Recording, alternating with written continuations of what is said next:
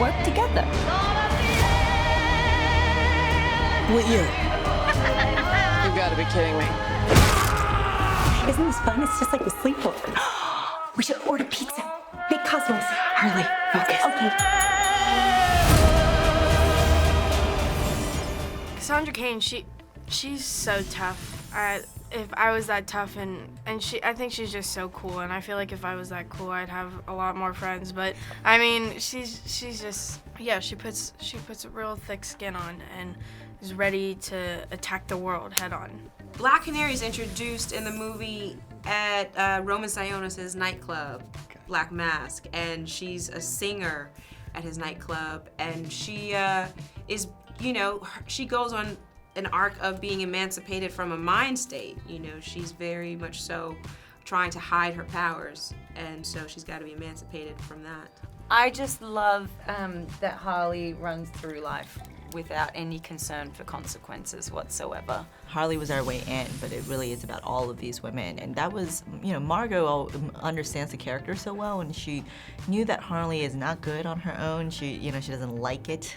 She gets lonely, and that she would much prefer to be a part of a girl gang. It's all about tenacity and empowerment, and how is she going to emancipate herself? Is she gonna stay there and take all the BS, or is she gonna stand up for herself and walk away? The idea was that it was kind of fringe. You know, this is not Batman's Gotham deliberately. This is, you know, he doesn't have to be involved with this. This is fringe. This is outer boroughs. This is not at the center of power.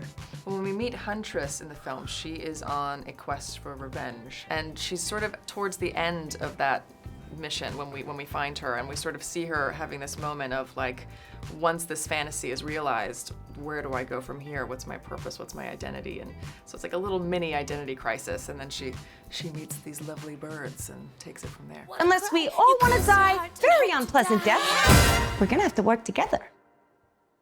Sure. I don't know how I would describe the fighting style. The point was really that everyone had a different fighting style, so that when they do come together, they kind of complement each other in a way that they can be stronger as a group. You know, Black Canary, it was a lot of kicking, mixed martial arts. Harley obviously has a gymnastics background and incorporates that into like kind of acrobatic fighting style, as well as roller skates and a mallet. You know, the usual. Huntress, the crossbow is so integral to her character. She kind of does like a lot of jiu-jitsu sort of body takedowns and stuff like that as well. And Renee Montoya, being a cop, has that background and training. Plus, Rosie Perez in real life just loves boxing. So there was a lot of like knuckle dusters and big punches. Aggressive. Spontaneous too. Yeah. A lot of the focus was making sure everything felt present and you know, not overly choreographed, so it's messy. So it came off unpretentious, you know. It wasn't like an over stylized, you know, fight sequences. It looked like real people fighting and kicking real ass. It's so fun and heightened, and it's you know, she does gymnastics.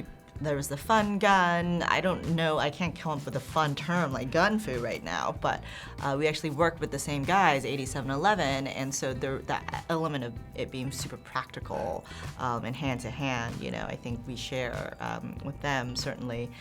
But then what's fun about it is like Harley gets to like, you just add a twist, whether it's, you know, a ridiculous gun, or you know, she's on roller skates, or they're fighting in a fun house. So, you know, I like that. I like the challenge of like taking just kind of a normal fight and then adding an extra like fun element to it. Can I help you? Why, yes, you can. I'm here to report a terrible crime. And what terrible crime is that? This one. Yeah, I think it was pretty important for Margot, actually, that it was R-rated. That was how she pitched it initially, and I think that, you know, Harley is just a great character, and she should be unfiltered. Exactly. And you will probably have a lot more fun with her. I mean, then she gets to tell the jokes that she wants to tell, and she gets to, you know, do all the stunts that she wants to do as well. Because I'm Harley freaking Quinn! It's so nice not to be shackled when you're playing characters like this who really aren't all good, and they're not existing in a world that's all good. And to be able to say exactly what you think your character would say in that moment, and I do like to improv a lot on set, so that's really nice. But also just we wanted the action to feel visceral and real, and yeah, it's difficult to deliver that if you can't show blood. To be shackled in playing Zaz and not being, free would have been a different movie. Well, I really wanted it to be all about the birds of prey, and there was, a lot of conversation. They wanted Harley incorporated more. I wanted her to be kind of like in and out, but I really wanted this to be mainly a birds of prey thing. But of course, Harley's a great way in as the currently recognizable character, so we decided that she could be the storyteller, so that way you do feel like you are seeing this story and being told it from Harley's perspective, but it also means that we can see the formation of the birds of prey, and my hope is that this can then launch the opportunity for many other female DC characters to be on screen, because I love what opportunity it's given me as an actor, the response to Harley, and I just want that to happen for more female DC characters.